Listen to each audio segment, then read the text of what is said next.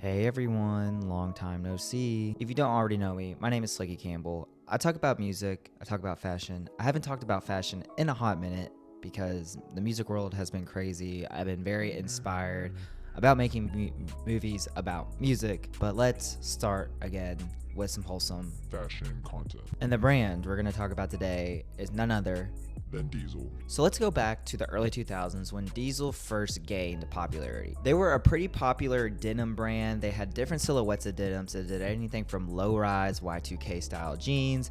They did baggy jeans. They did jeans with laser prints on them. Everything was about the denim. It was about making you look sexy. It was about the guys with the muscles, the girls with the tight bodies. Like, that's what Diesel was about. It was about sex appeal, and how the clothes can make people even look sexier. That is the vibe I got from early 2000s Diesel. I feel like I would see Diesel in Jersey Shore a lot.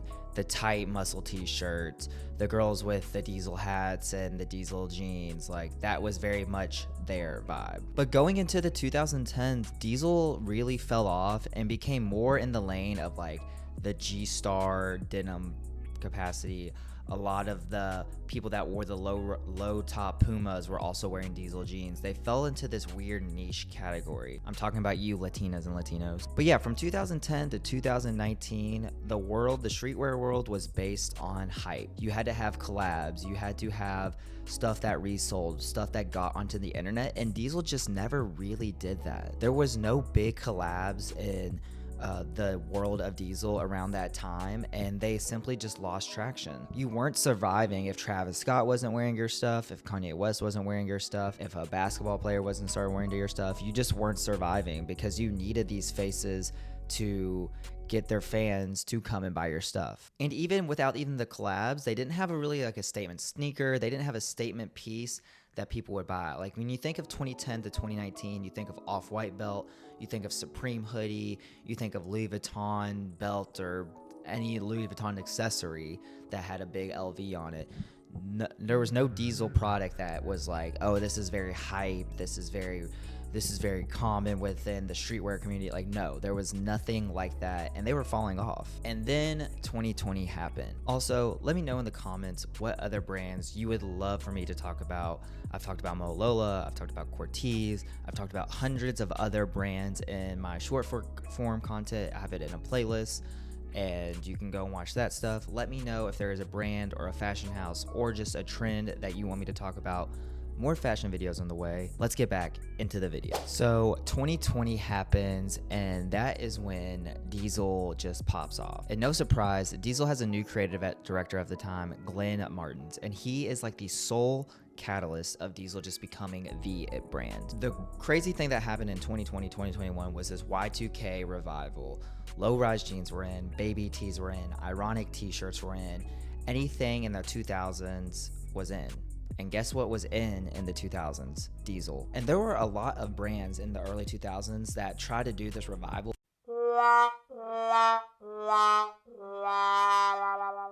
But I think Diesel did it the best. God, Diesel's so good, I'm losing my voice. Diesel did it the best, and they did it so tastefully. They didn't go all the way Y2K. They went simple. They started with some like statement pieces. People started buying little Diesel bags that were very affordable and very accessible. People started wearing Diesel belts. I have seen so many people style a Diesel belt on TikTok. It's kind of been ingrained and just freaking hammered into my brain. Diesel could have just gone the route of, oh, we're just gonna re-release everything that we've had from the early 2000s, but they reinvented themselves. They brought in more colors. They brought in a more range of colors when it came from, it used to be all colorful. They could have just gone full rainbow and just really did something there. No, they brought in more neutral colors. They really used like just pure blue indigo denim in a lot of their runway shows. And they were always tapped in. They were the first to try to put NFTs into fashion. They were always just on trend with everything. They would have people like Julia Fox when she first started blowing up on TikTok at her shows. They would have so many other just niche famous celebrities that people on the internet were like, oh, they know what they're doing. And I think other brands, even like Marc Jacobs, caught on to that. It's like, no, we need to tap into these like niche micro celebrities. That's what's going to pull people on the internet in. That's what's going to bring us internet numbers. Who doesn't want Big Justice at the fucking Diesel show? I want Big Justice and AJ at the Diesel show eating Costco's. Like, what is going on here? And also with just bringing back Y2K so tastefully, they really made it accessible. I feel like anyone that wanted a Diesel belt could get a Diesel belt, even if it was on Depop or just at the Diesel store. They're always under $100, which yes, still is a little bit expensive for a belt, but a designer belt is gonna range anywhere from $200 to $400. Go to Gucci, go to an outlet store, you'll still pay that much for it. And also the really neat thing with Diesel is I feel like everybody could participate in the Diesel trend. They had such a wide range of silhouettes. They didn't just have low-rise jeans and baby tees. They had baggier jeans. They have really cool jackets and coats. They have everything that you can be a part of this trend. If you were in a corner in Japan, if you're in Tokyo, Japan, if you're in Chicago, Illinois, or if you're in London, England, you could have participated in this Diesel trend. Also, wanted to emphasize more of the size inclusivity when it comes to Diesel. I feel like when I saw a Diesel runway, I could see all shapes, all sizes, all types of people wearing Diesel. And that was really the beauty of a lot of Diesel runways, a lot of the branding of Diesel, even like the streetwear label stuff. I feel like I could see all people participating in it, no matter what you looked like or how you presented yourself. So that was one really, really cool thing about Diesel too.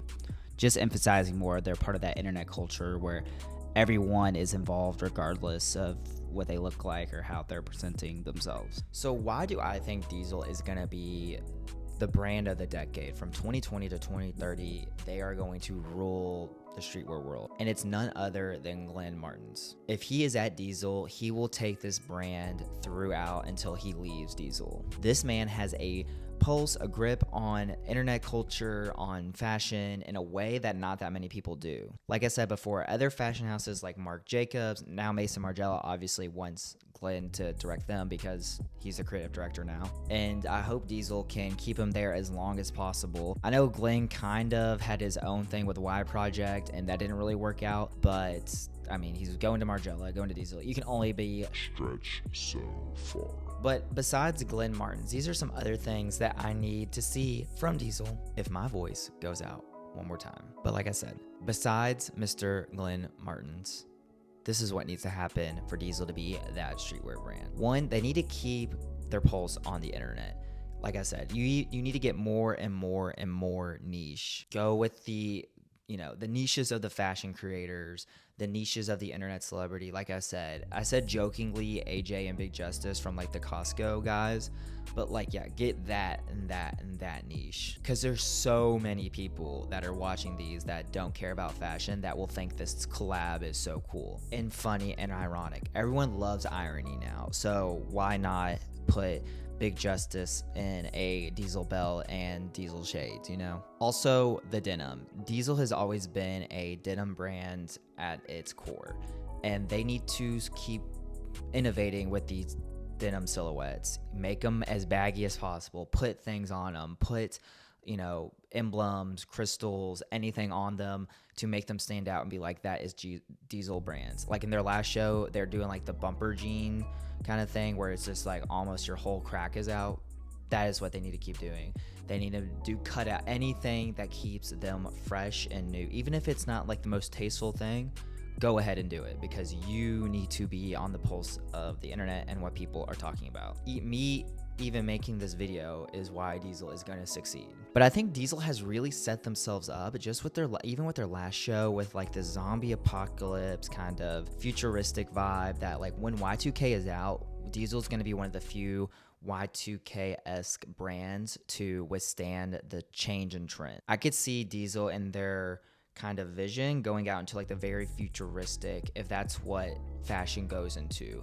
This very futuristic, very sharp silhouettes, very dark, contrasting colors, what we think of like the apocalypto, futuristic, dystopian fashion. Like, I think Diesel has their palm on it with like that fishnet sweater with a silicone neck on it and like the hit, like they got their pulse. And even if like Indie Sleeves does do this full revival and we see that come back, I think Diesel could manipulate their next couple shows to fit this timeline. They've done a really good job of making things seem as authentic as possible. Like if Gucci was trying to do some kind of Y2K like thing like that and all these beautiful colors, it'd be like, it wouldn't make sense. Or like if Louis Vuitton, like if Pharrell was like, I'm gonna do Y2K, like, bye, girl, you're not doing Y2K. Stick to the streetwear. Let me know what your thoughts of these are in the comments. My main takeaway is give Glenn Martins $1 billion, and then Diesel will be a brand forever. His vision, his way, the way he puts his magic onto the damn brand is amazing, and that's like the saving grace of. Or you can put me on there. I'll save it. Hey Diesel, I'm here. Give me $1 million. I'll make it really cool and fun and crazy and cunty. But no, let me know what you think in the comments. More fashion videos on the way. See you guys next time. Out.